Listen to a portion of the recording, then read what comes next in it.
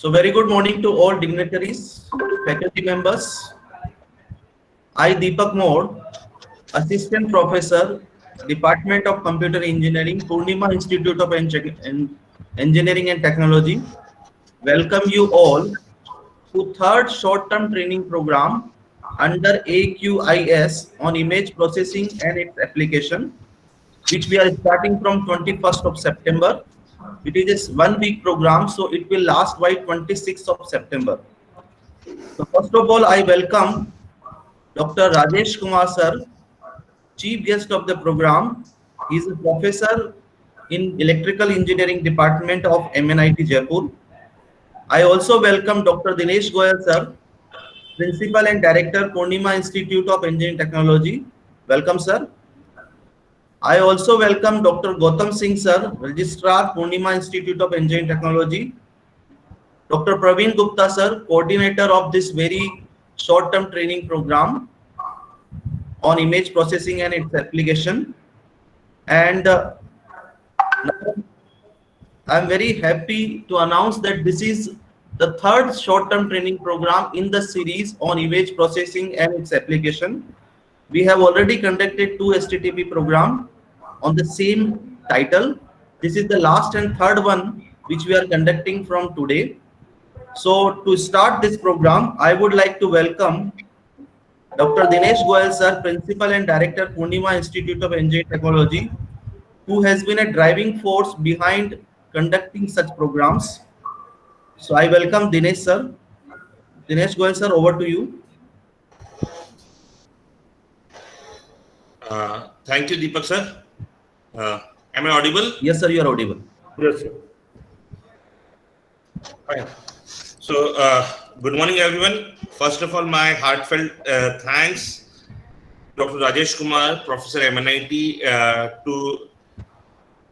for his kind consent to chair the inaugural ceremony of this third STTP, AST-sponsored STTP under AQIS on image processing being hosted by Poornima Institute of Engineering and Technology.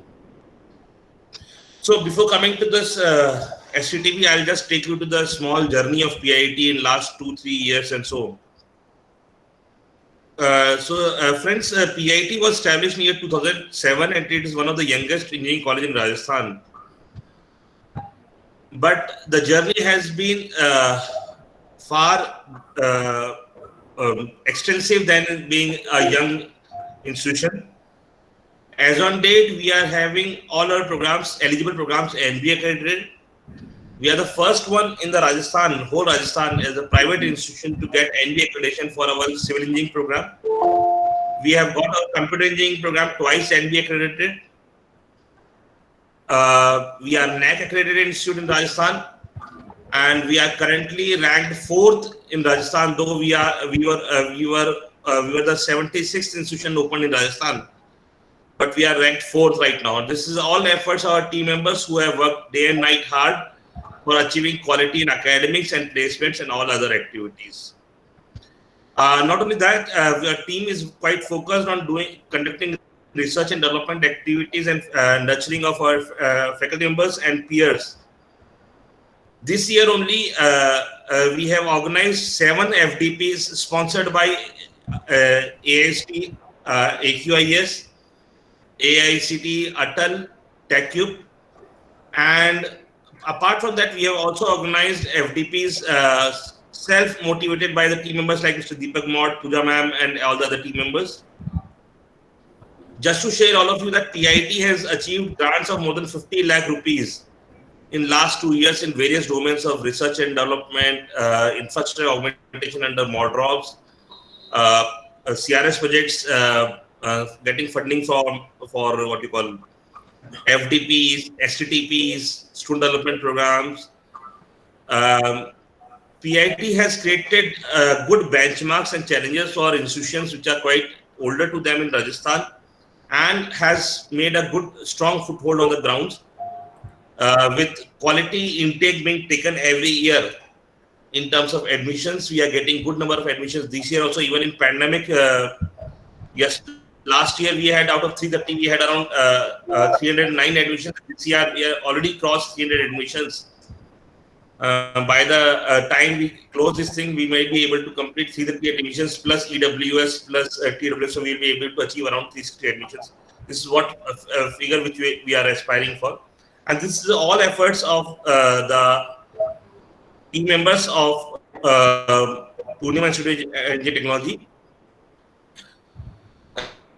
The one outcome of this effort, which we are discussing in next 6 days, is the STTP, which is being organized here.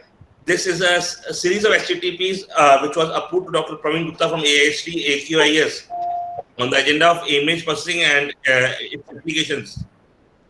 So we had a challenge to plan STTPs because of this pandemic. It was advised by AIST to do it twice or thrice, so that we can have better learning of people on the same cost which AST has given to us. Looking into that, our team members have planned a very robust schedule of next 6 days, which includes image processing applications, its application in deep learning, its image reconstruction techniques, image analysis part. And we believe, as per the feedback of last 2 FDPs, people have shown very good response on these FDPs. They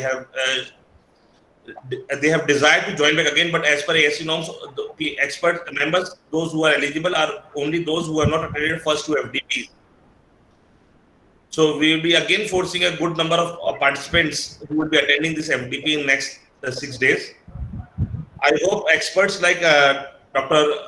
Rajesh Kumar and other experts from NITs, IITs, ISC Bangalore, all other premier and private institutions in Rajasthan and India will be sharing their academic expertise and research expertise in the domain.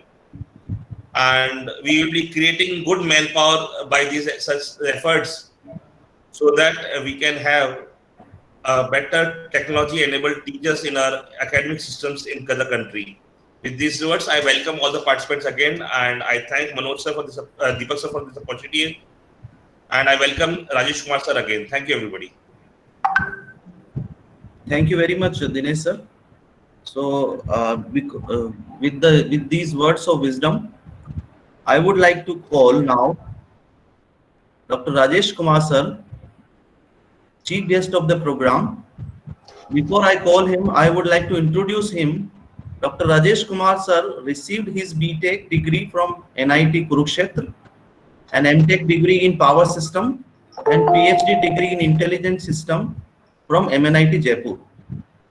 He was a postdoctorate research fellow in the Department of Electrical and Computer Engineering at National University of Singapore from 2009 to 2011. Currently, he has been working as a professor with the Department of Electrical Engineering, MNIT Jaipur. Dr. Kumar research interest focus on intelligent system, machine intelligence, power management, smart grid, robotics. Dr. Kumar has published over 450 research articles and has supervised 20 PhD and more than 30 MTech theses. He has 12 patents to his name.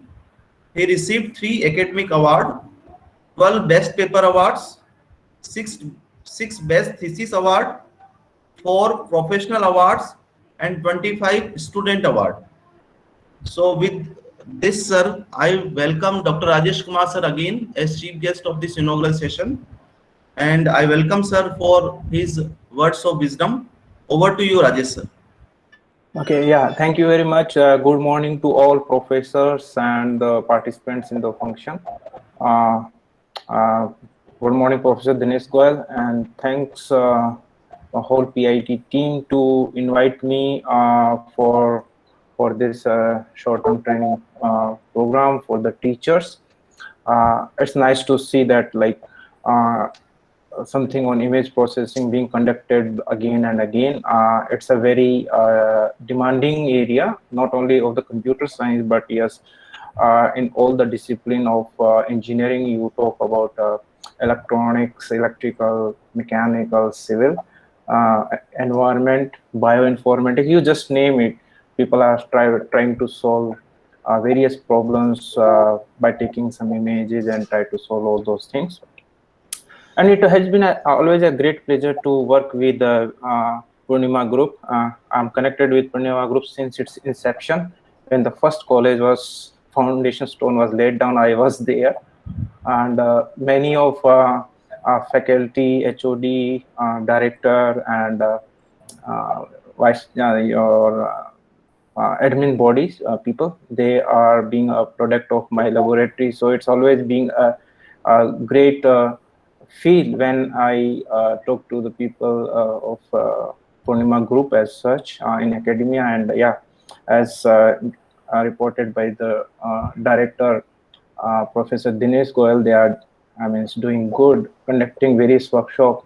And this is again a responsibility of we educationalists, that to update the faculty about the new things which are coming up in the environment, coming up in the system, so that once they are updated, then they can update the students who are connected directly or indirectly to the institutions, and then they produce the people ready for the jobs which are now being changing very fast day by day. So it's a timely organized workshop, and it's a series what was being said. It's great if you have series, then you can plan the things in much better way. Otherwise, what happen in most of the FDPs, there is only one or two lecture which may not be sufficient enough to share the things in the detail. I was going through the curricula, and it's nicely organized, and I congratulate the organization team who are organizing this whole structure. More we discuss once we start the session. Right now, I can say my best wishes for the smooth conduction of this course, and I'm sure that people who are attending this course, they will be benefited in a big way. Thank you very much for inviting me for this program. Thank you very much. Thank you very much, Rajesh sir. And I extend my sincere thanks for these kind words. And your blessings, your motivations are always with us. And with these blessings and motivations, we will be doing good. And these 6 days will be very learning experience for all of us. So over to you, Praveen sir. Hello. Good morning to everybody. Good morning, sir. I am Dr. Praveen Gupta. I am the coordinator for this workshop, and now I am here to present vote of thanks. I would like to sincerely thank all the participants who have given their consent for the joining of this workshop, and I hope that a good number of participants will be joining this FDP program, STTP program. In the previous two programs which have been conducted in the same series, same topic, I expect the many of the participants who have already joined our previous STT programs may have again joined it for the enhancement of their knowledge. Any STTP program is and combined efforts of the trainers, professors, delivering their knowledge at the same time at the recipient end, the participants who are gaining the knowledge and experience from the research scholars, professors, etc. In this series of STTP program, there are total 18 sessions, and I would like to thank all the persons who have given their consent, who have devoted their time and valuable time and prepared for a lecture to deliver in this STT program. I will once again thank you for all the resource persons who have given their consents. I would like to thank our management team, which includes our chairman sir, Dr. Mr. Shashikant Singhvi sir, our director sir, Rahul Singhvi sir, our director and principal of PIET, Dr. Dinesh Goyal sir, and head of department, Mr. Deepak Moore, and all the team members who are working to make it successful since last many days. So I would like to thank all the management team who have actively working in the last few days for the successful completion of this thing. I would like to thank Dr. Rajesh Kumar, Professor MNIT, who have given their consent for the inauguration session and joined us here today as a chief guest and deliver their thoughts for this STTP program. So I would like to thank Dr. Rajesh Kumar for their valuable words, and we will try to implement these. And not last but not the least, I would like to thank all the persons who are directly, indirectly associated with this STTP program and trying to make it successful event. So I would like to thank all these persons. Thank you very much. I expect you, all the participants will enjoy it, will learn from this STTP program. Thank you very much. Thanks for. Thank you very much, Praveen sir. So I extend my sincere thanks to all the dignitaries of this inaugural function for sparing your valuable time with us and starting this STTP program. So before we start the first technical session, I would like to brief about this STTP, which is starting from today and it will last by 26th of September.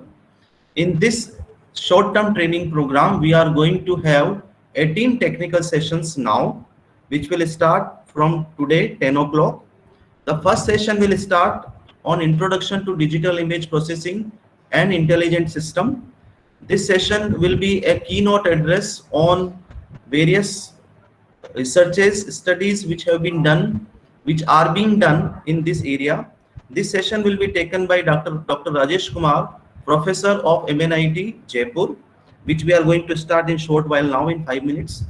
The second session will be started today of day 1, which will be on image steganography and implementation of steganography from 11:45 to 1:15. And the last session will be conducted 2 to 3:30 p.m. today on image enhancement, restoration and segmentation. So in this way, all technical sessions will be conducted every day from 10 to 11:30 first session, 11:45 to 1:15 second session, and 2 to 3:30 last session. First 2 days we have actually scheduled image processing and natural language processing, and then from day 3 we will start working upon images using deep learning. So image classification using neural network, convolutional neural network, recurrent neural network, and in the last 2 days we will discuss about various case studies, various areas of research where the lot of work is being done in image processing using deep learning, such as generative adversarial network, face aging, moving object detection, video analysis, implementation of deep learning, feature extraction from convolutional neural network, image reconstruction, digital deep learning for medical applications, and many similar topics will be conducted in last 2 sessions. So we can understand first 2 days for image processing, middle 2 days for learning the technology, underlying technology and concepts of CNN, RNN, ANN, and last 2 days will be on advanced topics such as image reconstruction, GANs, moving object detection, face aging, and many like medical imaging. These all applications will be discussed. We are going to have practical session in every session, technical session. So each session is of 1.5 hours, where we are expecting 45 to 50-minute theory or underlying concept will be explained, and then the practical implementation of those concepts will also be shown to you using Python programming on Google Colab. So we are going to use sklearn library aggressively, deep learning libraries and machine learning libraries for the implementation on Google Colab using Python. And I am very happy to announce that total 267 participants have been registered in this STTP. So we are expecting a good number which will start joining now from 10 o'clock onwards. And we are going to have a good exposure of all these concepts. I would also request participants to concentrate in online STTPs, because it is found that it is very difficult to concentrate online while it is being taught. So I would request participants to concentrate, focus. After each session, the study material will also be provided to you over mail. The Google Colab file will also be shared with you so that you can practice. We will also give data sets on which you can practice. We will provide all the materials, all the video recording also, which will be available on YouTube channel, which you can access. After completion of each day, study material will be provided. Attendance will be taken of each session. Attendance will be taken and recorded automatically. So no manual attendance will be taken. We have been using tools to record the attendance, so there is no need to worry about the attendance. We will share the attendance also after a day, at the end of the day, and e-certificate will also be provided after successful completion of 6 days of short-term training program. So I am expecting enthusiastic participation, active learning, and lot of discussion on the topics, because we are not only the participants, we are teachers also. So we need to impart this knowledge which we are gaining from this STTP to the students who will become future of our country. With this hope, I am expecting the first session now. So for the first session which we are starting now, the first session is on Introduction to Digital Image Processing and Intelligent System. So for conducting the first technical session, I would like to welcome Dr. Rajesh Kumar, Professor MNIT Jaipur, to conduct this session. Over to you, Rajesh sir, now. Okay, so let's start it, and good morning to one and all in this session on intelligent systems. We can apply intelligence or make a system as intelligent system anywhere. We'll take in this session, we'll talk about various aspects of it, and then how certain applications where you can use your machine learning or AI to make any system an intelligent system. And then we take some of the case studies, some of the work which we have done may be helpful for you. So it's a more on the like insight of the systems, how to make them intelligent, some kind of machine learning and AI, what are the various areas of the scope of research and all that, and then some case studies. And then at the end, if you have any query, I will be happy to answer your queries. So let's start with intelligent system. So how to proceed for that? I hope I'm audible, right? Yes, sir, you are audible. Okay, okay, fine, thank you. So say I have a simple car which is a toy car, and then I want to make it a smart car or self-sustained car. So what are the things when we try to make any system, like when we talk about intelligent system? So once I have this, then what I have to do is I put some kind of a digitized system to sense something. So I put some kind of a sensors or some kind of devices which can give me certain input out of it. So any device, a car is there, toy car, I put the embed sensors on it, I place some sensors on it. The sensors give me through some kind of a recording medium, the sensors generate certain kind of outputs, maybe in terms of a data or maybe in terms of some kind of a signals which I acquire. And once I have those signals on my storage unit, the signals may be in the form of a data. Image is also a data. If you have already attended these courses, I think you are aware of it. So I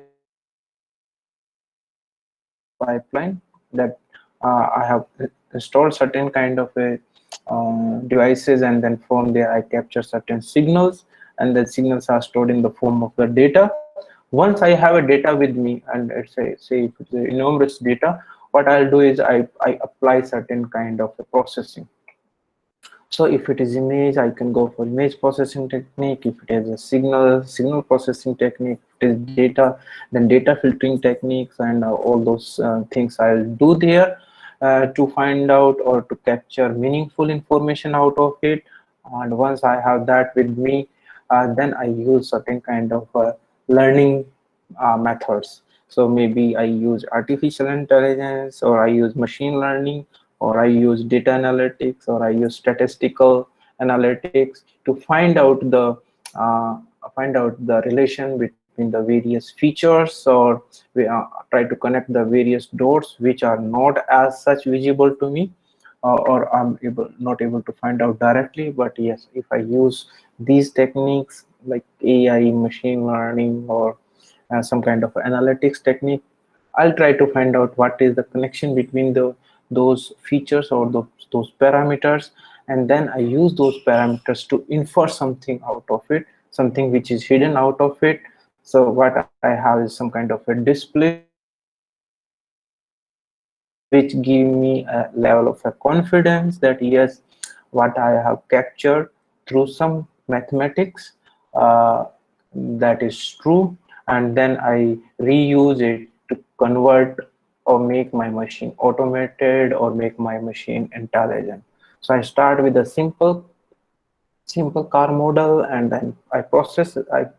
I follow a pipeline, and I reach to a model or a car, which you can say maybe a self-driven car, or it may be a automated car, or it may be an intelligent car.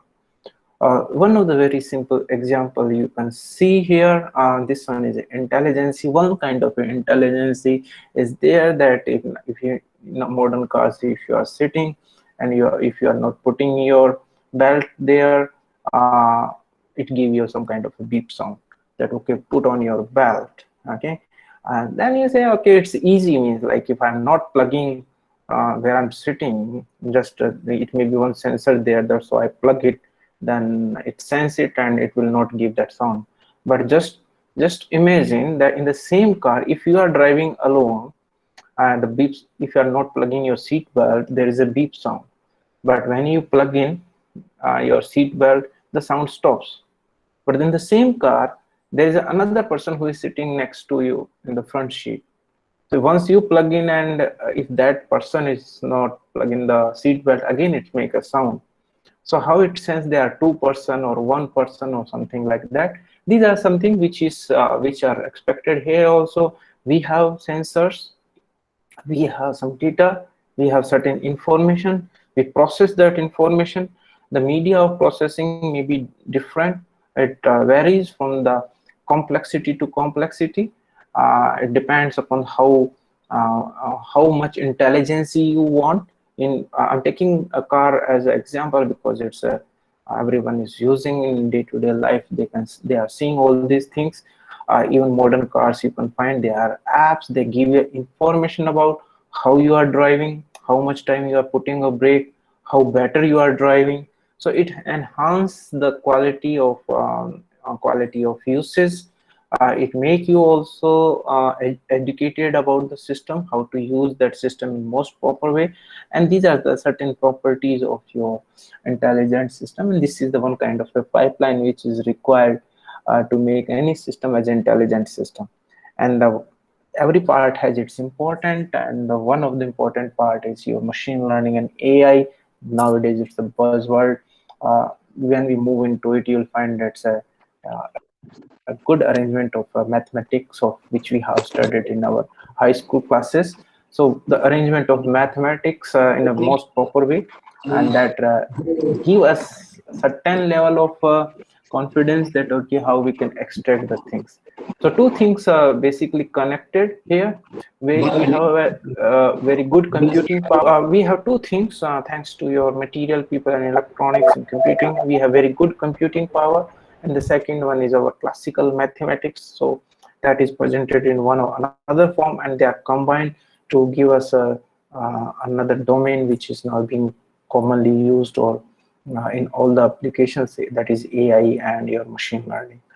So some aspects of it, what are these AI and all these things, maybe you are aware of. Just to recap the things and some applications. So I'm taking some applications from the medical science or some other domains, and then we try to understand various lags of it, followed by the experience. So this one is one picture taken from a paper of Skundu, and this one is an image, and this one is image certain kind of biological image, and it is, doctor says that no osteoarthritis in 3 years by seeing this image. Okay, whereas if I see another image, it says that there is a chances of osteoarthritis in 3 years. Okay, and when I keep these two images together, now it's very difficult to find out what to wear. And here our machines, computing systems comes into the picture. Can they help us in defining the things?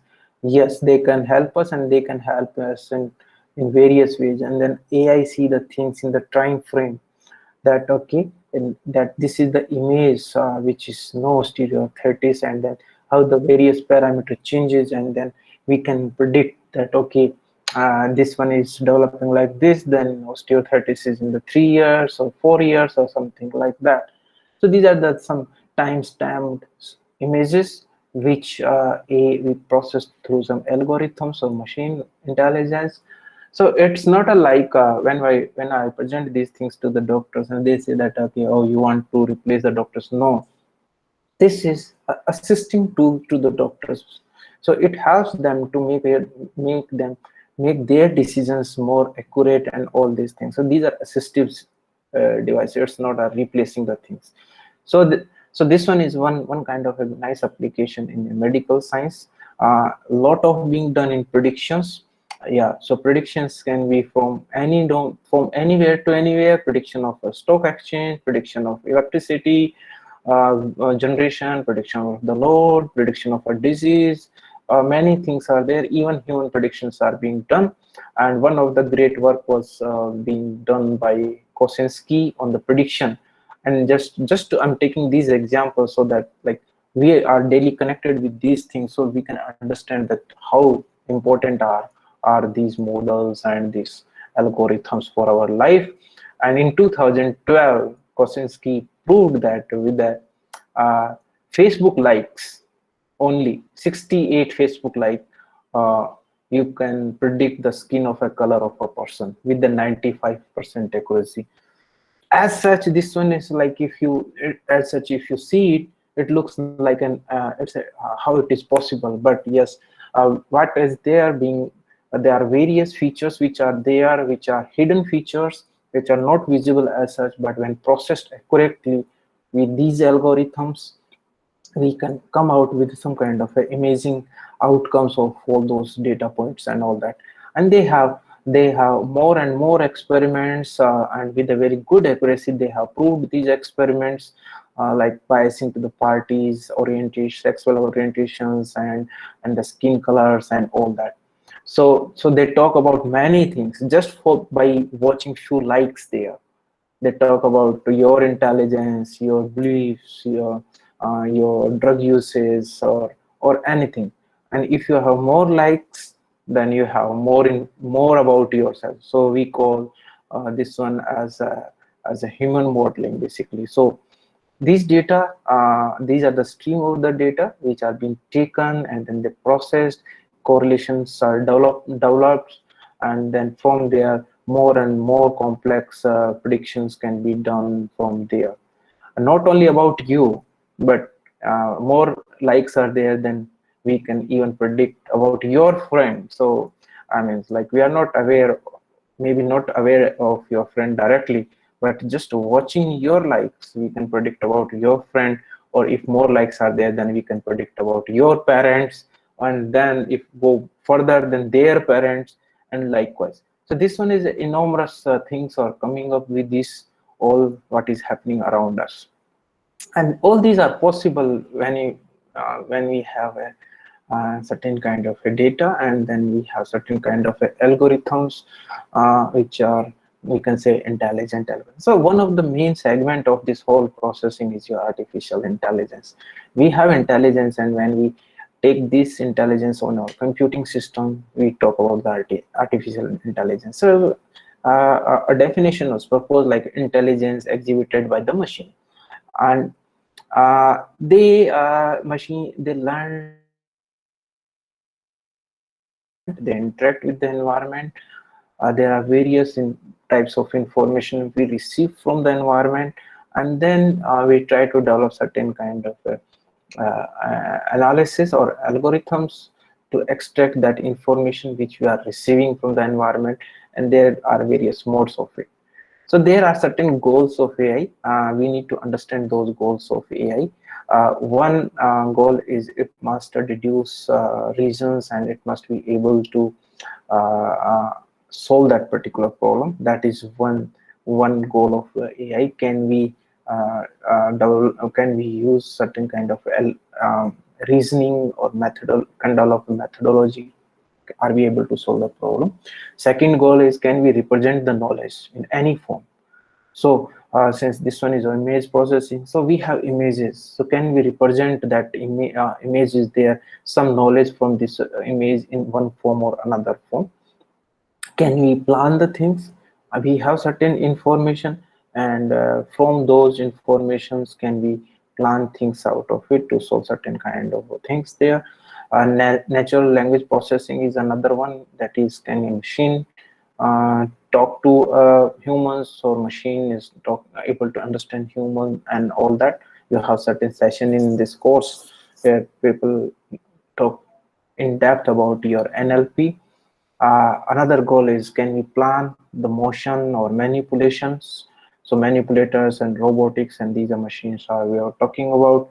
So can they be planned? Can they decide? Can they map their motions and all that? That is also a goal of your AI.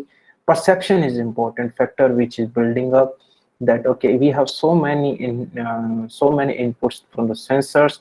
Can the machine develop a perception out of those inputs?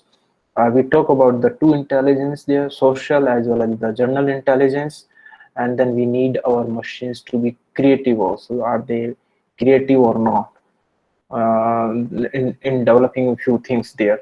Are they are working same as how they are programmed, or they create their own kind of formula on understanding, or they can create some new algorithms to to to give better results, and likewise. So these are the certain goals of your AI which are expected when you say that okay, I have developed some AI based system. So we are expecting something out of all these things there itself. So there is a long journey, evolution of AI in many phases. Initially, it was reactive machines. So let's understand what are reactive machines. Reactive machines, they don't have any kind of memories. So they take the input, process it, and send it out. Okay, so they can just they react based upon the current situations, and then take the input from the environment, and then according to they take action. The action is defined in their systems. Those are the reactive machine. Various categories can be put there. Some kind of example is there, that playing a chess with and 1997 one example of this one. And then the modifications comes into it, and that is basically AI with limited memory, where we take some of the few data, we include those data, and then we need an environment to represent it, and from the past data from the environment we try to make there is a memory which is limited, not very huge, and from there we try to infer the relations and come out with some certain kind of solution. And what is the future here? Future is the theory of mind. So we are here AI with limited, and we are looking future with the theory of mind, and that is basically representation of the world, representation of the other agents interacting. The agents means there are many entities, how they are understanding each other, and how my machines are reacting based upon their inputs. So how our mind works as such, and that is the theory of mind behind. So that is the future of it.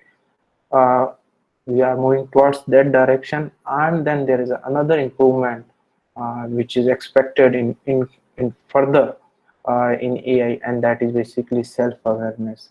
Can we make machines self-aware? Means they are aware of emotions, they are able to anticipate reactions of others, they are able to anticipate the dangerous things and good things or bad things. So introducing emotions into the machines or something like that. So this one is a four major one can say class, or one can say milestones of your AI. And where is AI? The question is there, and you can see it is everywhere. It is there in healthcare, big way, because that's why this one is now being used in a very two or three areas are there which make AI so popular throughout the world. And now you can see a lot of webinars, lot of courses. Your curricula is designing a new engineering branch as AI is coming up. The reason is very obvious. You find it a very great application in three things there. One is data analytics, another one is marketing, sales, and healthcare. These are the major means. Like, okay, others are there, they are using, but very recent means like last few years, the industry, they are using AI in these domains, and that make it very popular. Though it is being used everywhere, like you can see in healthcare, lot of applications, robotics, education, transportation, marketing and sales, and data analytics. And you can see this covers many of the domain. It's not confined to a computer science only, but all the domains of engineering, your commerce, and then other domains also there. So if we subdivide these things, you can see a healthcare, you can talk about patient care, how being patient is being taken care, what is the mode of actions being taken, what is the time-stamped actions being taken by the doctors and the people, so that patient can be corrected in a more good way. Diagnostics, a big way it is being used in diagnosis, because of the a lot of diseases are there, doctors are less, population is more, they need more information in less time to diagnose any kind of problem with the patient. So they try to use these tools to ensure or to correct their findings. As R&D, it is being used, and now healthcare in management of your hospitals and all these things, it is being used there. If you talk about the data analytics on the other side, you will find in predictive analytics, social media analytics, data engineering, language, enormous applications are there. Transportation, you can have vehicle management, autonomous vehicle, traffic management. In education, and now it is very important. This domain is opened up, a lot of things are being taken there, that okay, observing the students, checking their interests, checking their psychological factors, checking their other issues. When we talk about the education, these are being used. Marketing and sales, it drive it like anything. You can see many things there, and one other simple example, because you use computers, and just you search any good, say a search there, and you just check it in on any of the platform, some online selling platform. Okay, search particular brand, and then you come out of it, and next day you just open any social media or any platform, you will find that brand is moving in front of you. So that means they are tracking the things, and it's not like a person is sitting there who is tracking, it's automated being done, and they ensure you that you go for the purchase of that particular brand. So that's basically digital marketing nowadays, it's coming up. So a lot of applications are being done, and every day new applications are coming where we are using AI in one or another form there, and they are interrelated somewhere, intermixed somewhere. Like robotics is used in now healthcare. You can see that robots are operating the patients, where the doctor is sitting somewhere in another country, patient is in some another country, and they are doing it, or they are assisting the humans to enhance their power. So they are intermixed. It's not like just simple robotics alone. a manipulator or some kind of a toy, but it's robotics in healthcare, robotics in transport. Okay, data analytics we use in transport, healthcare we use data analytics. So they are intermixed domains also, but we use AI as a part to solve these things there. There are many subcategories of AI applications or domains people have divided depending upon how they are using it basically. So in language processing, they use it classification, translation, data extraction. They use machine learning. So these are the subcategories of AI. So deep learning and predictive analytics, speech, they use text to speech or speech to text, vision, that is machine vision or image recognition and identification. They use in planning, they use in developing expert systems, they use in robotics.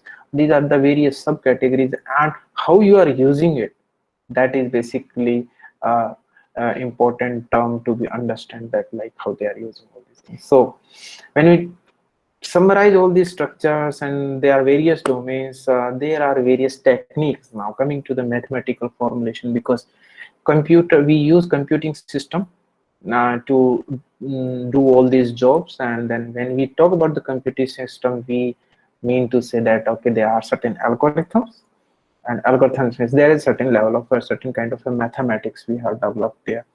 So we use these techniques there: supervised, heuristic, meta heuristic, unsupervised, reinforcement, Markov decision process. These are certain mathematical formulations in one or another way being used to solve these all different types of the problems there, depending upon the depending upon what are my inputs, and depending upon what is the desired, and based upon that we use certain kind of a certain kind of mathematical arrangements, and that is divided into these categories. So we'll talk on these categories. Like one is their reinforcement learning. So reinforcement learning, I have taken few images from various papers and various resources from the net. So from here you can see here that okay, first observation, one agent is there. You can see a small robot is there, and there are two environments. So it has to move. So it take action. So action using certain policy. So policy is just I have to move. So it take an action, and it moves to say right side, and then it goes to the fire. And the fire is basically not a good sign, so it's a bad sign, so it will be penalized. Okay, so it is a reward which is a negative reward. Okay, so it is a reward which is negative reward, and the negative reward help this robot or this bot to understand it, that okay, this is not good, I have to change my policy. Next time I'll not go to the right side, I'll go to the left side. So this is something like a reinforcement learning, where my environment make me to learn. And you can take another very good example is you can say the way you learn to drive a bicycle of your own. So when you start driving it, when you fell down on one side, then you automatically learn how to make a balance, so that because you fell down on right side, then next time you can understand, or you make certain change in your policy that okay, when my bicycle is going to right side, I have to tilt my body on the left side so that there is a balance. So this one is a mathematical formulation. You can see here the agent take an action, okay, which is shown here in this figure. So agent take any action there, and then the action goes to the environment. Environment send two things according to that action. One is the reward, and reward may be positive and it may be a negative. You can consider the negative reward as a punishment, and then it also gives certain new observations. And then that algorithm or that agent receives two things, that what is the reward and what are the observation.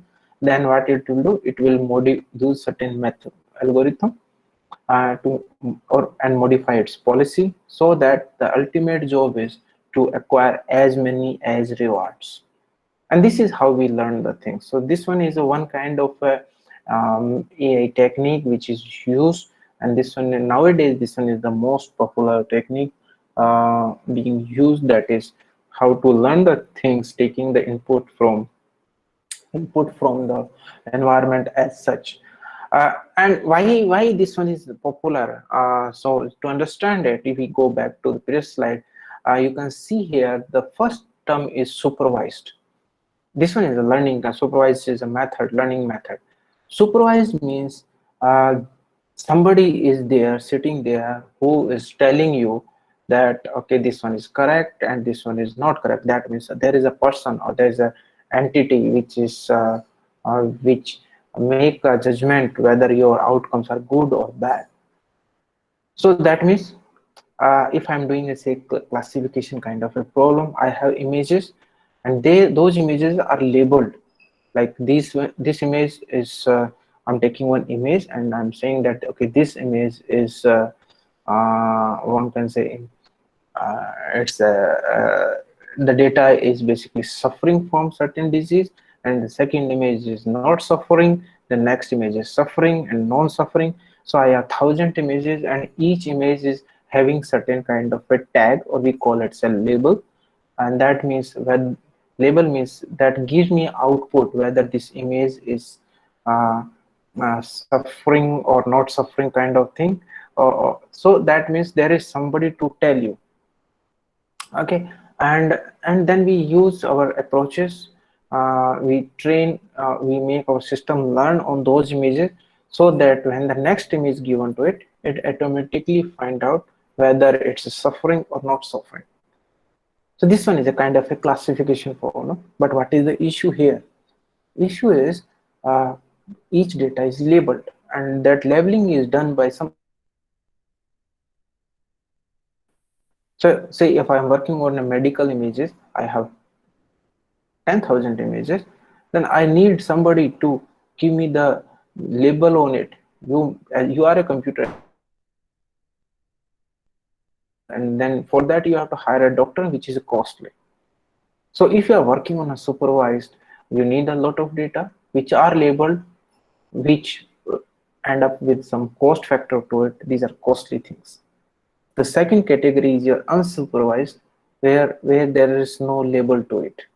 You have data, and then you try to find out the some kind of relations to categorize them. These are some kind of a common example is a clustering methods, clustering technique. So these are cheaper basically, because you need not to pay somebody to to give a label to 10,000 images. And then reinforcement is something much kind of structure where you take certain decision and the environment itself tell you whether you are working correct or not. So there is a correction factor which is there from the environment itself. So this is why people move from the supervised to unsupervised, because of the availability of the data and all that, those things. But they all has its own limitations, benefits, advantage and disadvantage. Depending on the problem, we need to decide that which method is good for our things. And then comes the large scale machines. Large scale machines, we have real world, we have video database.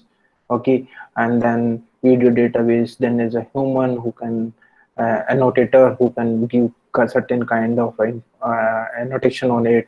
Then there is a human reviewer that who can say okay, this one is good or bad. And then we have a database, and then from there we divide the database into two parts. For training we take one, and for testing we take another, and then we develop some kind of a detection algorithm, and then we modify those algorithms, and the process keep on doing all these things. So enormous data, enormous information, limitation of the knowledge in one form, but these small factors in a different form, they are connected to develop a big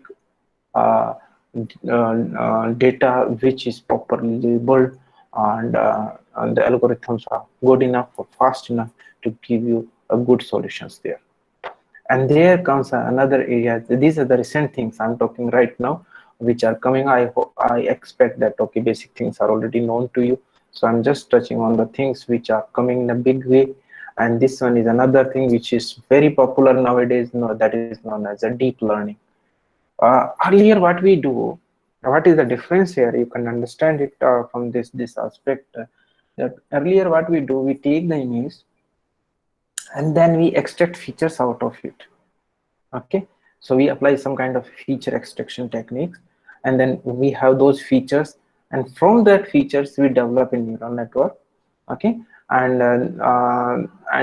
neural network we use it as for a classification. Okay, classification means if I train a neural network on the images of dog and cat, so next time when once it is trained, I pass the image, then it will give me output that it is a dog or cat. So it is like that. So there is a lot of dependency upon the feature extraction methods and algorithms in the beginning itself.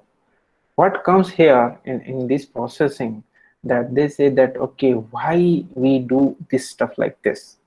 Okay, why we do it like this instead of taking like this? Why not take the image as it is and let the algorithm to take the capture the things of its own?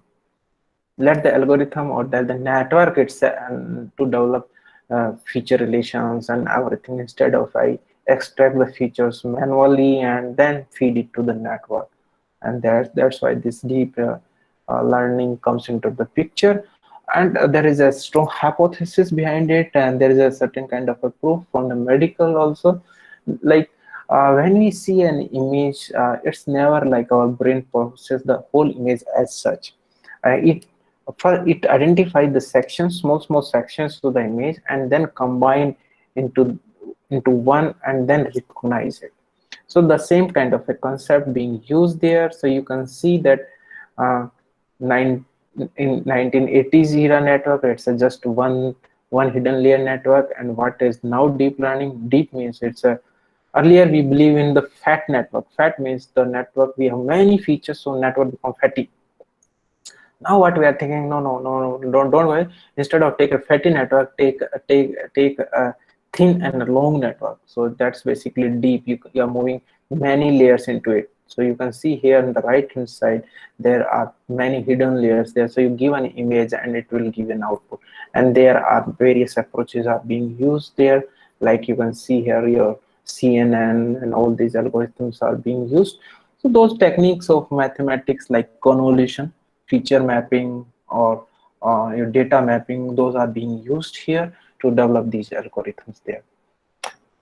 This one is very being used in a very big way in robotics as such, because this one is a live example of automated systems, and a lot of dependencies are there, and they are being used not only the industry, mechanical industries, but now in healthcare also. So you can see they are making a very critical surgeries like heart surgeries or brain surgeries, where the accuracy is required as very high, and you can just imagine a small error can be fatal to anybody. So they are live example where 3-4 branches are working in cohesion. Your mechanical experts are there, your electronics experts are there, your computing people are there, and your electric drive people are there. And accuracy at each level is to be taken care to bring the quality and to computer vision. Yeah, in all applications, like even our applications also, they are being used. You have seen those, I think, on your various social media and all that.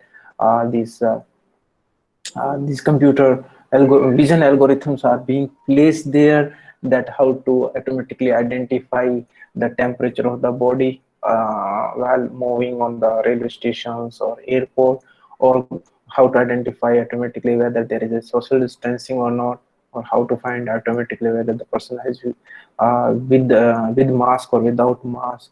So all these things are there, and there is a simple pipeline. You can see here video framing is there. You need certain kind of detection algorithms. Okay, then you need certain kind of merging of the algorithms. You need object tracking there, tracking trajectories are there. Then you need some kind of cluster is there, how they are being clustered. And then application, you can see there are enormous few I have taken here. You can see here visual navigation, augmented reality, optical character recognition, surveillance, 3D object recognition, games, inspection, automation, human computer interface, segmentation, games. Applications are enormous. Whether you want to develop it uh, for certain purpose, or you are using your vision part to solve certain kind of a real world issue. So the applications are enormous, and here everywhere in these structures you will find that the images are taken, converted into some numbers, and then those numbers are being operated through some mathematical arrangements to get those outcomes there. Another application which is there, which is on your natural language processing. So you have spoken words or written text, both way. Then we take extract information out of it. So we can find out the information extraction, and then we try to find out the similarity from the our knowledge base, and from there we can find out various things there. Okay, so you can see on the right hand side where are the application. We have unlabeled data, which is where we data may be from web, from mails or electronic document, or from social media. And then we take the data, we have labeled data. So you can see there I have already written this one.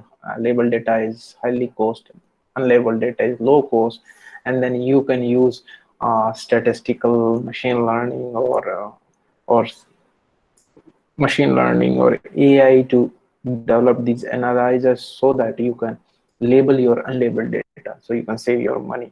So many applications are there.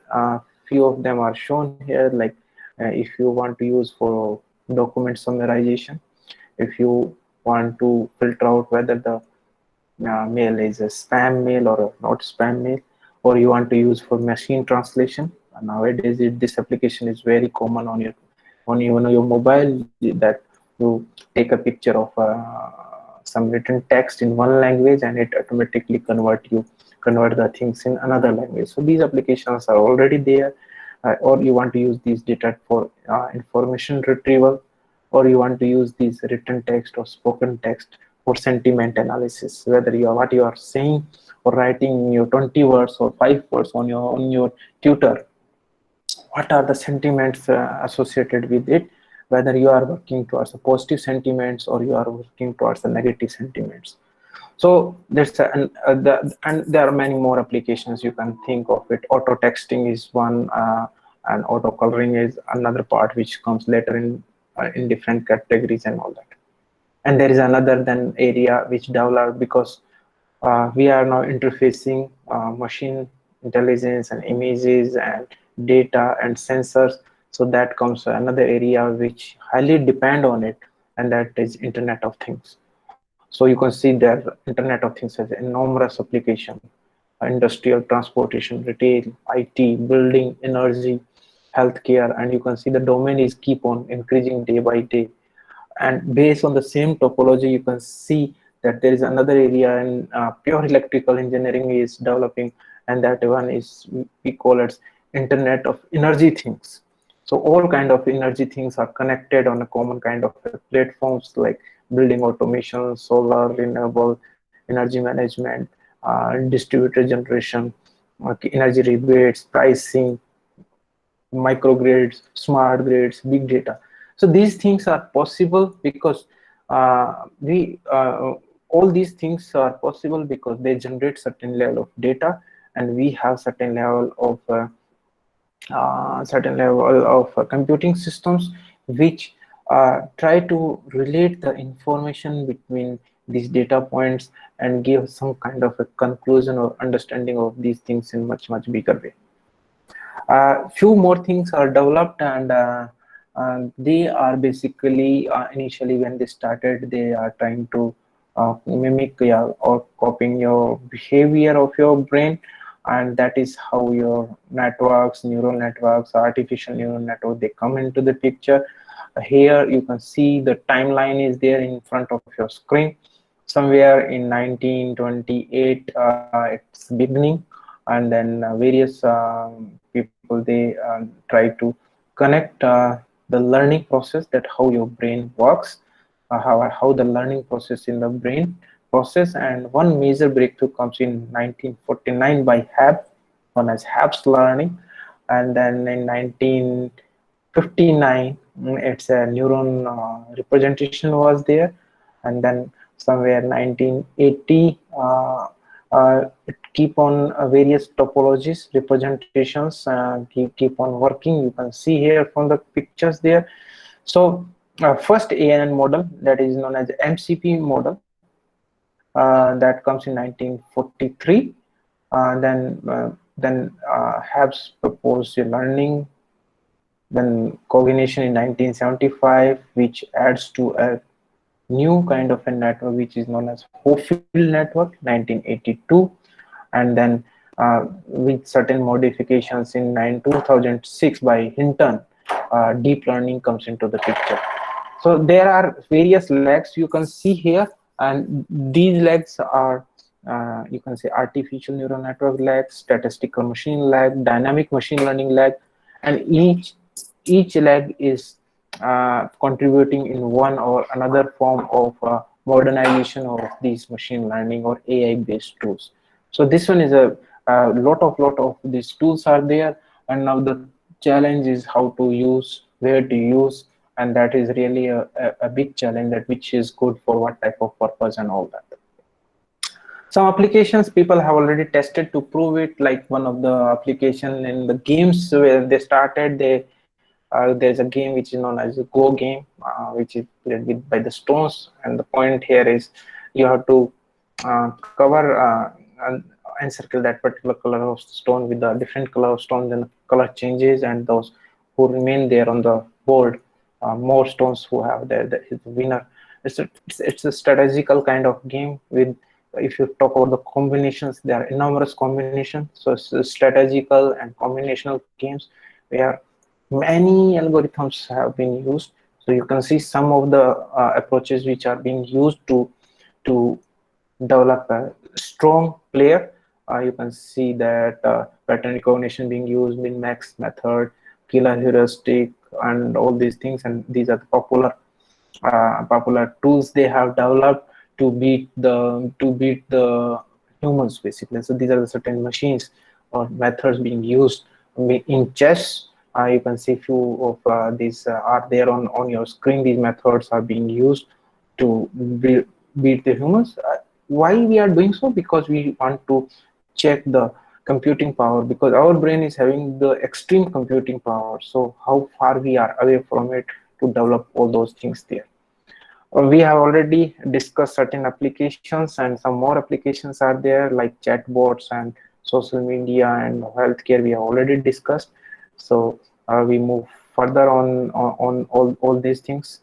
It's a very good area, that is governance, which is being used. AI is being now used in a very big way in the governance of the things, whether it's agriculture or the security, healthcare, or banking, or crime, or disaster, or traffic, or public infrastructure. So it is another area which opened up, that how you can use your AI, you can use the informations to govern all these things, or you can to operate these things in more and more properly. So some of the more specific in those domains, like if you talk about the healthcare, I discussed few of them.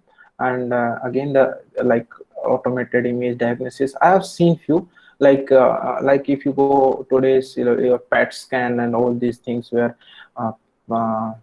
people are working on a very deadly diseases and all that. So now the machines which are there, or X-ray machines, modern X-ray machines, they themselves give the whole report. They generate the whole report. A person was there in front of a machine, and after some time you'll find the machine generates the report automatic. Even the doctor is there or not. So doctor are being used to confirm those findings, and if there is some kind of a correction factor is required, they recorrect the things. But what happened because of this, all this, there is a big change in the thought process or understanding of the disease. Earlier it was not so, but now some kind of information being taken. If we have data or about a person timestamp data, we can go for early detection. So and that help to save the life of the people. So this one is full of applications. Another one is this area where it is being used in a bigger way, that is epidemiology. So and that is now it is very being challenged. You will see that last 4 5 months there are lot of research papers and work people are working on to understand that how this COVID is flowing, moving from or spreading and all these things. So how to control this one. So try to understand the genomics of this molecular analysis of this particular virus. And not only this one, others are also there, which are we consider deadly disease, which can spread in a big way, create disasters. So to understand the disease, and then from the understanding of the disease going further to create a medicine to overcome all this. So nowadays this one is purely data driven study. So they try to understand understand the compositions, and then try to find out the various solutions, so that we can reach to a faster solution about the things there. So these are some screenshots we can see here in May 16, how the things are spread, what are the patterns, what are the possible solutions, and then how we can address these things. So we are using the data and using machine learning or AI techniques to find out the best proper solution. So these are certain trajectories, and you can say the peak and the second peak and third peak and likewise. So we try to understand the epidemiology. A lot of application in the road traffic. Future will be the save of energy. Save energy is one of the factors. You can manage the traffic of your city in the most possible way. So you predict what are the peak hours, and based upon you can make your lights and everything. You just imagine many times you feel not very happy when you are standing on a red light that there is no traffic, but you have to be still there for a 1 minute or so. So can we make it more and more automatic, so that it identify the traffic flow, and accordingly the signaling system can be controlled. And likewise, similarly, nowadays it is now being used very common that if you move on, there is nobody there in the morning for 5 o'clock, and you move on the main road, very good speed, okay, enjoying your vehicle speed capacity. But after some time, after half an hour or so, you'll find a message that you have overspeeded that particular section, and please submit this much of fine to this particular link or to the office because you have violated. So automatic violators, traffic violators, speed violators, and another many applications in increasing the quality of the vehicles and all those things. So this one is another application. When we talk about the pure electrical engineering, smart grid is full of it. Smart grid is nothing but a grid is there, but this grid is now more on the communication side of it. And since if it is communication is there, we can have more and more data extraction from various points, and then we use all these things. We can predict weathers, we can predict renewable generation, we can predict the load, we can predict the human behavior. We can then, if all these things are there, then we do demand management, load management, generation management, or something like that. So there are numerous applications of machine learning and all these factors, because see, weather predictions, you can solve it by various ways. You can take a prediction graphs and use image processing technique to go for further, or you can take data and you apply those things and do it that way. People have used image processing for condition monitoring of a transformer, or you can put a sensor there and extract the temperature and do the condition monitoring. There are various ways, but one thing is common in all these sectors, and the common thing is we are using machine learning or AI technique to solve it. Defense is, yes, it is one is cyber security, really a challenging area, because day by day people are getting more aware of computing skills, computing power. So more attacks, and we need more and more secure systems. So more improvement on that. And then warfares, warheads, all are highly sophisticated, accurate, and they need such type of techniques there. We need virtual platforms also there, where they can, where the people can do some kind of a practice, so they can understand the things.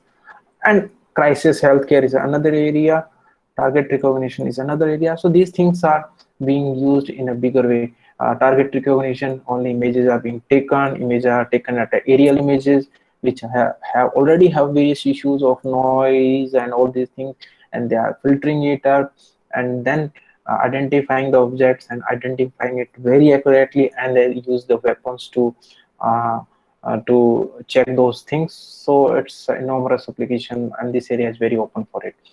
Agriculture is another area where we can use images and AI in a big way. One is like species identification. Greenhouses are there, really challenging problem, that I have greenhouse, how to maintain the internal environment perfect for the yield of that particular crop there. Weather prediction is another, estimating, mapping, farm management, crop disease treatment, and all these are the various issues there, which can be taken as an agenda for the research one. Some of the work, because we are it's now, so next 20-25 minutes I'll share what we have done, and you can work on those, or you can extend some addition to that work. So some work which we have done, I would like to share for next 20-25 minutes, and then I'll take your questions there. So one of the work which we have worked here is basically your brain computer interface. Here you can see a person is having a map, wearing a cap there, where your sensors are placed. So these sensors basically take the signals from there, and those signals are processed on the computing system. And where you can see the wheelchair is there, which is an automated wheelchair.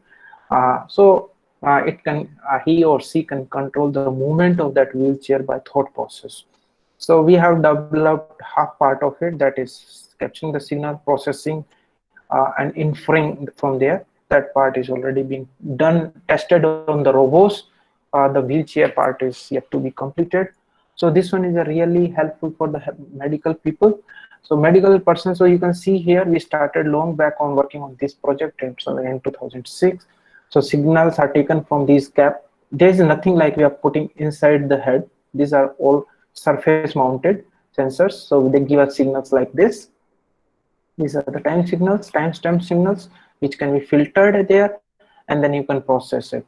So this one earlier is one work. This one we did it with the hospitals, SMS hospital, where you can identify the IQ level of a person. So you can easily identify that what is the IQ level just by.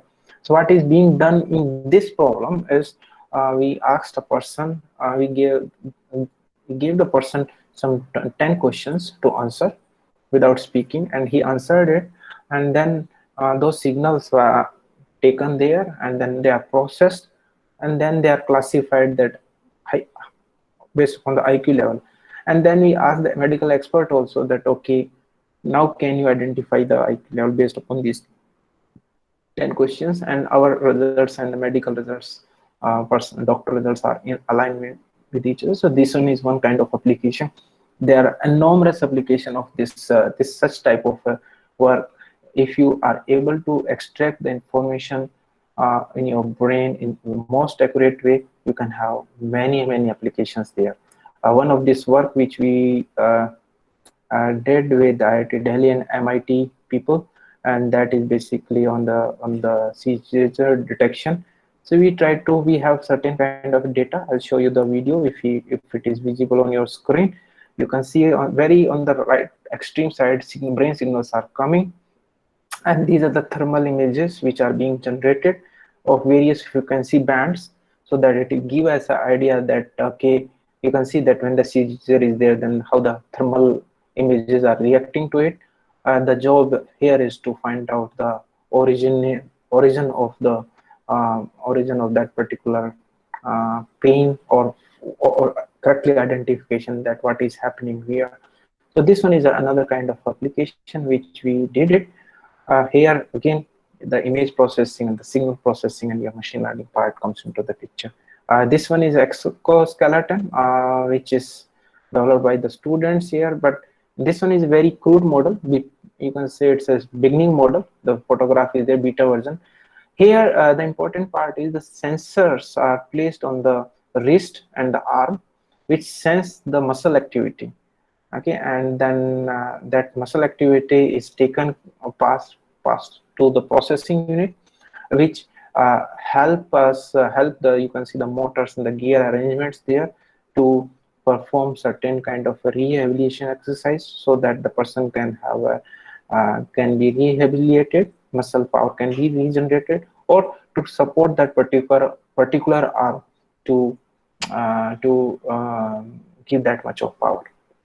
This one is another work which is being done, and this one is the lab is there, that is gate analysis, which was funded by Ministry of Science and Technology. And here we try to analyze the gate and just understand what is a gate. Gate is basically how we move. Okay, so our moving pattern is known as gate, and it has a lot of applications. Sports is full of it, but healthcare is also there.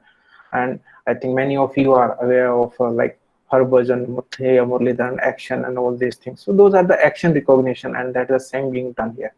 Application of gate is huge, and we worked on few of them. So we have this laboratory. You can anytime anybody wishes to look over it, not in this pandemic condition, but later on you can visit to Raman Lab, MNIT. So we have these facilities there. Data we have developed first Indian gate data, and we are passing it to many researchers throughout the country to work on this one. So there are 4 cameras are there which are kept there, and the person is asked to move on, and then the pattern is recognized. Okay, so you can see here the video is there. So video is taken, and then that particular video is converted into frames, and then that frames, they are pre-processed, like editing and removing the noise and all these things. And then from there, markers, various topologies we have used marker based, markerless, and all those things there. So the job is to identify the various patterns when we walk, and those are the basically at the last you can see they are the gait kinematics, that okay, when we move, what is the movement of my knee or my ankle or my shoulder, so that I can do rest of the, can I do certain kind of processing on it. So this video give you a better results.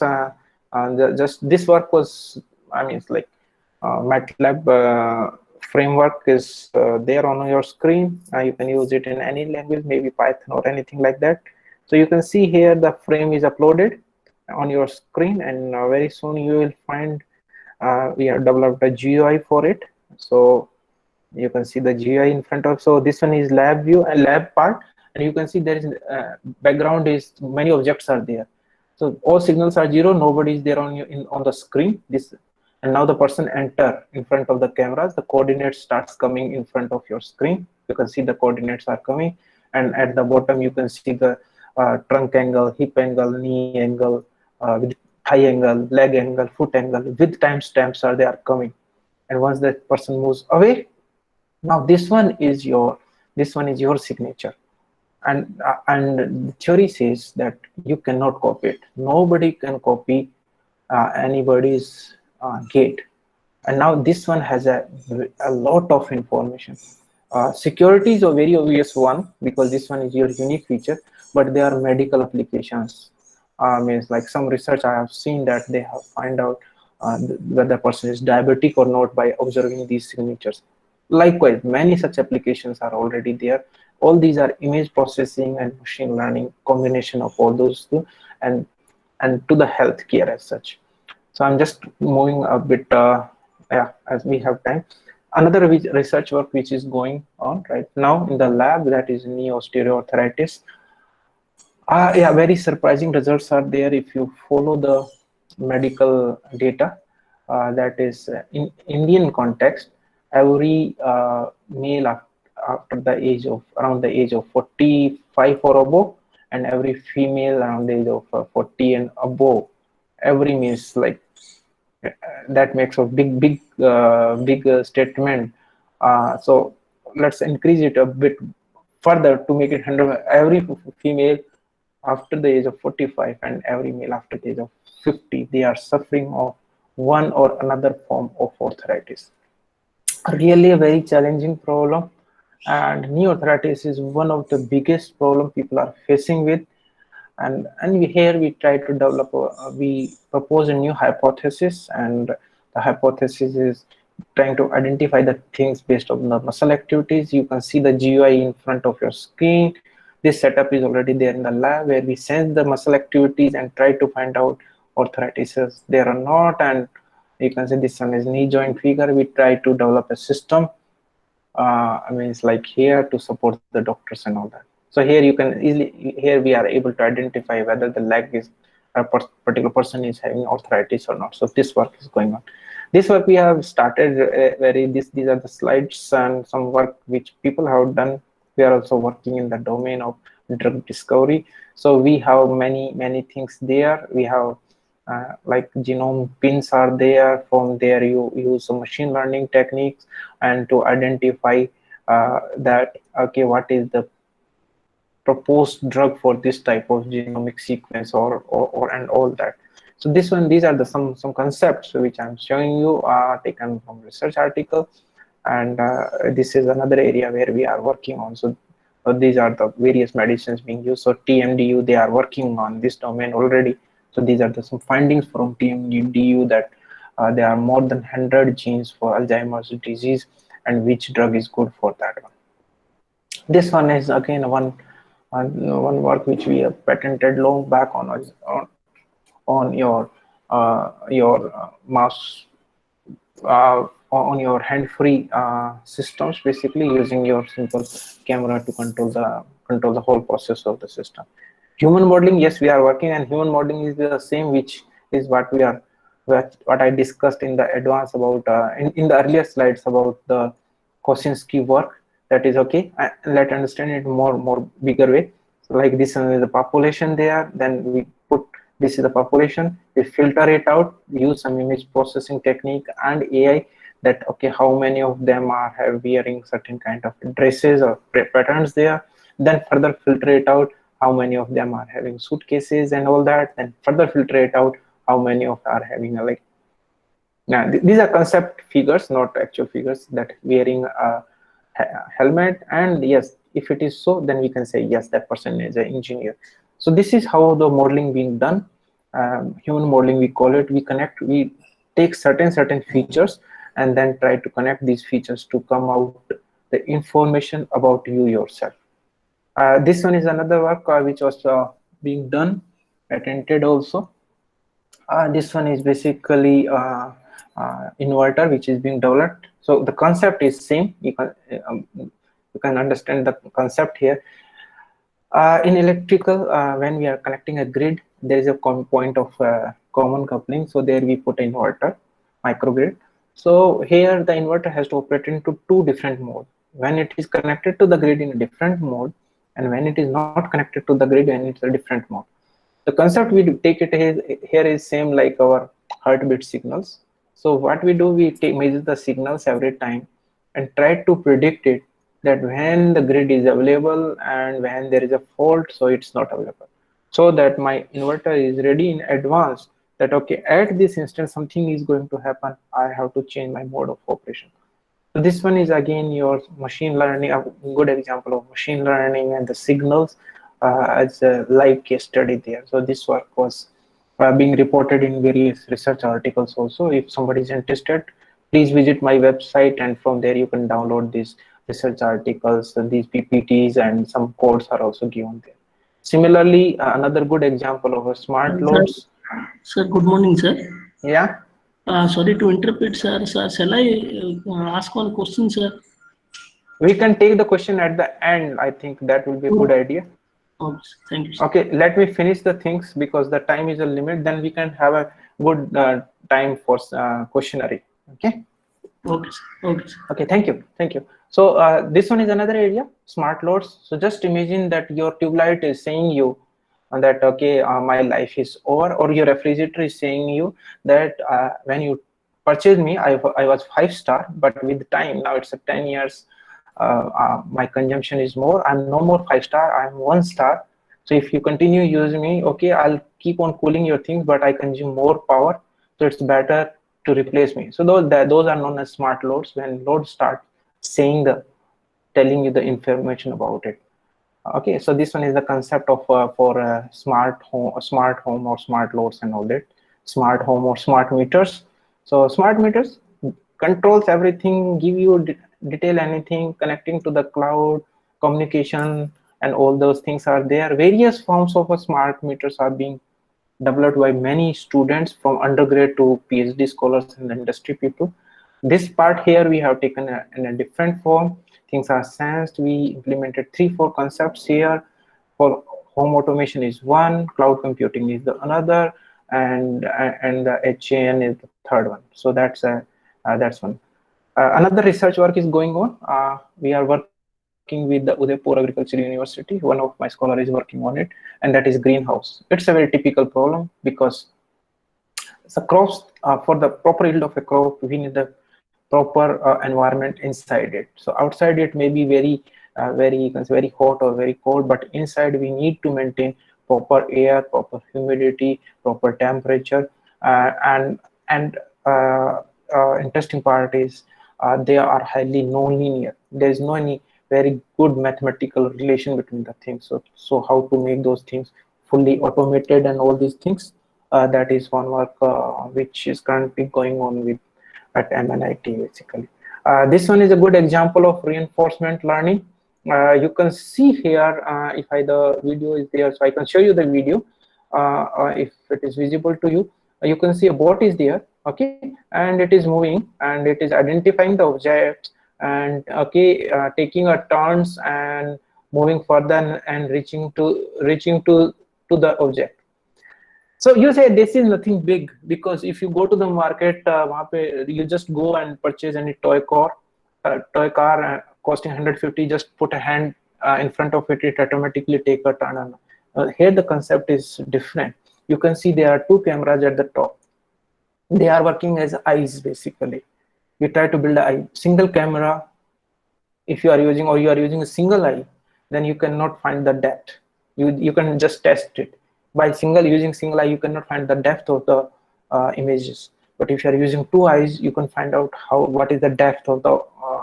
So here the concept is to develop eye and brain of it. And if you want to develop at your laboratory, what is being done here? We are using 2 cameras to take two image from the 2 angles. First, second thing, then extract features. Third, we try to find out the depth in the images. Fourth, the bot is very, you can see here the processing power is less, so we use cloud computing. So at MNIT we have a very cloud computing facility, and there we have distributed computing facility. So these images are being taken, passed to the cloud, distributed computing is being done there, and the signal come back in the real time frame to decide whether this object has to move left, right, or front. And the interesting part is there is no teaching here. It's a reinforcement learning. So we run this bot more than lakh times. It hit, it learned. Next time it hit, it learned. Next time it avoid first object but hit the second, it learned. We did a lot of rounds. So and then we perform various case studies. First case is these objects are fixed, bot is moving. Second case is different objects are there, different type of object, and the bot is moving. And third case is bot is also moving and objects are also moving. So just to realize the whole concept of your Google car and all that. So this one is another work which we have done there. This one is on the robotic fish. I'm just winding out a bit fast so that I can take your questions. I know you have many questions there. This one we developed there. Develop it for the National Institute of Singapore. That the challenge is very different here. The fish, this one is one part of it. I'm not showing the complete part. The fish was being developed, and it has to move in the water, where it has to see the things, sense the things, maintain its stability, and pass the signal outside. So that's a multi-fold, multi-challenge problem which was being taken. This one is another one. In this case, everything is developed in the lab environment. We have in our lab, we have these facilities to develop these whole structures. We have 3D printers and all these things. Challenge here is you can see there are lot of joints, and they are movable. So the degree of freedom is 12 here, which is very high degree. And just to see whether the system is more stable or not. So stability in terms of various things. Camera is capturing the images, try to extract the coordinates, try to pass the signals, and still we are in the process of maintaining its stability and all these things. So here you can see that the leg movement is body movement is perfectly like a human's. It's not like a borrowed one from somewhere. The degree of freedom here is high because we have degree at you can have 2-3 degree at when your ankle joint and at a knee joint and at your hip joint, and the job is to maintain it as balance and likewise. This one is another one because this one is a model which is okay, 15 minutes. Just give me 3-4 minutes and I'll wind it up. This one is same as you can have your Sophia. So it's a beta version which we developed here.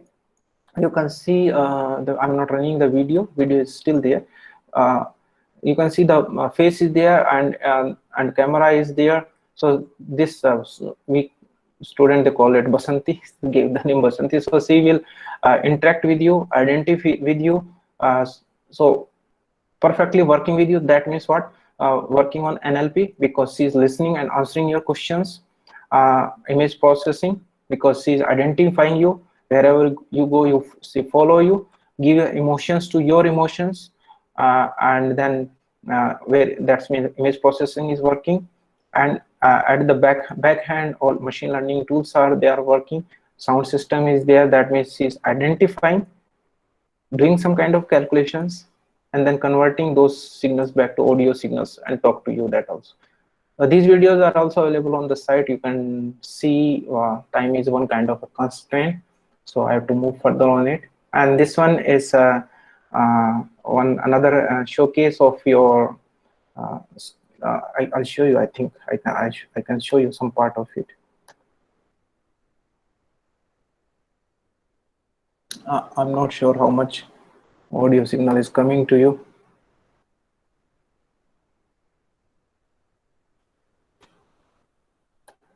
Yeah, so it's still only audio signal is coming here. So it perfectly give the answers and the queries, whatever you ask. And search engine is, we have used Google as a search engine to search the things if you have placed some query. And this one is one we have developed. We have designed our own quadcopters and all these things because it's now one can say more popular among the students also. But the design we have done, and last year, means like this year it all stopped, but yeah, last year we were the best. We won. We were the leader in this drone racing, and we were the first one in Indian students. So we can see one student is standing there having some control. He represented India at China International drone racing. So we won around 15 drone racing there. And we develop our own drone, which is very stable. We are running this one in an internal environment where images are captured. You can see the drone is very stable. It's a very small in size, a very stable drone. Even you can pass it through a small controlled window. We are working on the swarm drones right now, and here it identifies the you can say the signals, signatures, and then take certain actions automatically also. So it can be a manual as well as it can be automated one. So these are the few things because when you develop these things, you have to connect your machine learning, your image processing, and all these things. More and more work are there, which we are still going on. I'm skipping this part now because we are at the end of this one. So language, biometrics, disaster, computer vision, medical. Yeah, thank you from my side on the presentation part. I'm more open on the questions now because I can expect more and more questions there. Good morning, sir. Yeah, now I can take your questions. Yeah. Sir, it's a very nice explanation by you, sir. It's a very good, informative session. First of all, before that, sir. Sir, I am also working with related to EEG signal data set, sir. Right. Related to find out that sleep disorder. So, sir, my doubt is, sir, regarding some data set, I am not get the annotation files related to PhysioNet data sets. That information is in the extension of PDF file. It is already going to be read it, but that annotation file is in other format that cannot be. I am going to be reach out that annotation file. Sir, have you any time you gone through, sir, that PhysioNet any data sets you have used, sir, either EMG or ECG or EEG? See, the notation, because when we talk about notation, there are things like when people do these experiments on the real people, so they have their own machines, okay? And on their machines, when they take the signals, they give the input at the same time. It's like my machine is there and it is storing certain thing, and the doctor is there, he or she is watching it, and at the same time they write down the comments on it. And then how the software of that machine is converting that notation, that is basically totally dependent. We also face the similar kind of a problem when we worked on the initial data, when we take from the hospital and then we revisit and then we put it, we requested them that, okay, can we have that, can we change the data format?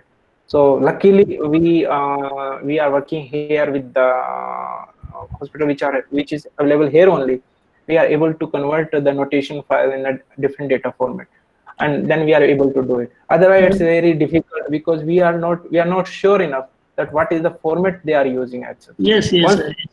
So that's really a challenge, and that is always a challenge when we talk about supervised learning kind of system. Yeah, so that's why people you have any EEG data sets, sir, with you related to leveling with annotation? Any files are there, sir, in your website? Yeah, it may be there in the lab. Maybe some student is working on it. So those things are there. You can find out some even notated data EEG signal on Kaggle also. They have given. You can take it, like if you want to test your algorithm, you can download it from there and you can test your algorithms over those. Okay, sir. Thank you, sir. Thank you so much. Yes, please. Yeah. Sir, your website kindly mention that. Okay. I'll write on the link here so that everybody can see that. Okay. Give me 1 second.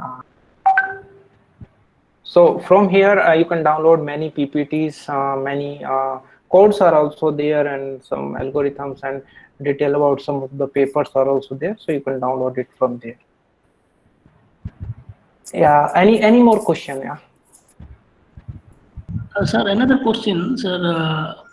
Sir, related to any deep learning implementation, sir. Though it is in the form of signal, but the input pattern is required for deep learning is an image.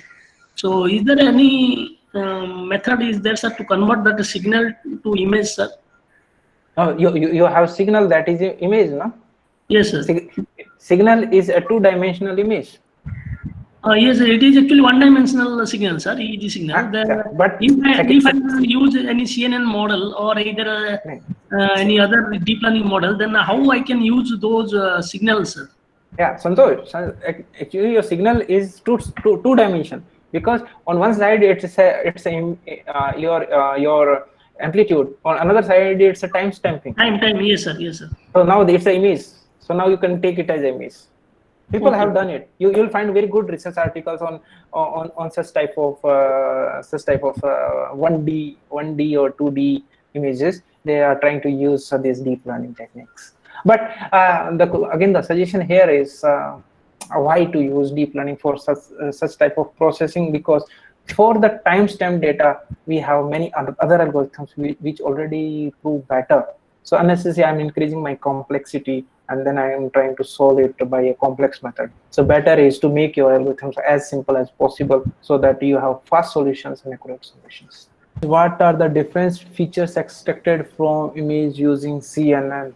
And the answer is very simple. What you wish to take out from it. So depending upon those, it will do extraction of the features, and it will not show you as such like you have features are extracted and these are the features taken separately and then you are so deep learning there you are passing it and something is happening inside and you are coming out of the things. Okay, so what is happening inside that depends totally upon your input and output mapping you want to do it. Okay, and if you are said, so there are two ways. Either you take the data, find out the features using some kind of features techniques, and then if you have features are more, go for feature reduction and use simple structures there. Okay, so that is basically there you need a good knowledge of the systems and the experts and the people there. Or the second way is you take the image and then tell this is output, what is the output. If it is labeled, then it automatically find out those relations and learn of its own, and then when you give the new image to it, it automatically identifies it. So that's the difference between the deep learning approach and the simple approach. Another question is what can be the possible feature extracted from EEG signal? Yeah, okay. Signals, when you talk about the signals, normally, two things are straightforward. One is your amplitude and another one is timestamps. Then your next thing to it is which domain you want to use. You want to solve this in time domain. Okay, then time domain parameters. You want to do it in a frequency domain. Then you have to go for the frequency signal because E is a repetitive signal, so you can go for that. Then you can have one peak, another peak, the relations between them, and then if there is any twist, those relations between them. There are many things depending upon type of the data, type of the signal, and the type of application. There you need to find out various things according to that. So that is what is being required for any type of signal or any kind of images. What you want to do out of it, that is more important. Yeah. Any? Okay. Yeah. Thank you, Deepak.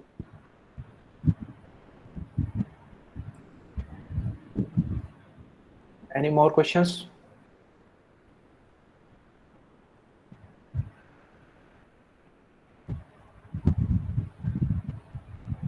Hello, sir. Yeah, yes, please. Yes, please. So if you want to do some forensic analysis using deep learning, so what are the different models that I can use, sir? See, you can use any type of deep learning model for it. What you want is when you are talking about the forensic, you want to label few areas, right? Okay. So you need to see first that pipeline you have to develop. That first how to label it. Okay. So I think if you have watched some video or people have shown that okay, if this is a car, they put a green box of it wherever the car goes, the box is there. So similarly, you need to understand that okay, if you have an image, in that image, how to label those areas. Okay, that is first thing. Second thing is, say if I'm taking, say I want to check the thumb impressions. So if I have image, I have certain image where there are 3-4 thumb impressions. So first job is to recognize those thumb impression first. Second thing is then extract individually those thumb impression with label of those boxes.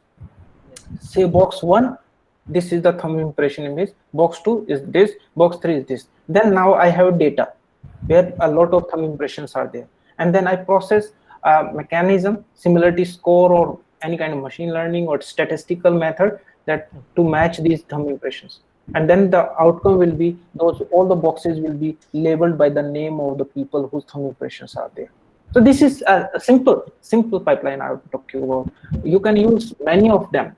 So here I'm talking about that we are doing the things in a one way. Yes, sir. because you have trained that deep learning over say thousands of thumb impressions, it automatically find it out and do the job for you, something like that. Yes, yes, sir. Thank you, sir. Yeah. No more questions, so can I request the coordinator to close the session? Yes, sir. Thank you very much, sir. I Deepak Maur from Poornima Institute of Engineering Technology. I extend my sincere thanks to Rajesh Kumar, sir, Professor, Electrical Engineering Department, MNIT. It was indeed a very informative session, and we have got good demonstration of the ongoing and completed projects at MNIT. And we have also found very beneficial for future research areas. So I'm very thankful to you, sir. Yeah, thank you, Prof. And there is one question from Gaurav that I want to ask question from reinforcement learning. Yes, please, Gaurav, what is your question? Okay, he's saying that he will mail me. Okay, so thank you, Poornima Group, thank you, the HOD and the director, and all the people who are listening me since more than an hour or so. So if you have any query, I have already posted my mail ID, and if you want to join in a collaboration with my lab and with me, you're always welcome. My lab is always open 24/7. And it's open for everyone. So yeah, thank you very much. Thanks a lot. Thank you very much, Rajesh, sir, for this wonderful session. So in this way, we are completing session 1, day 1. And now the next session is scheduled at 11:45. This session is on image steganography and implementation of steganography. It will be taken by Dr. Mehak Khurana from the North Cape University, Gurgaon. So now we can reassemble at 11:45, or you can be here only. We are going to have a 15 minutes break, and after 15 minutes we are going to start session 2 of day 2. So thank you very much to all the participants for attending the first session, and now you can leave and you can rejoin at 11:45. Thank you very much.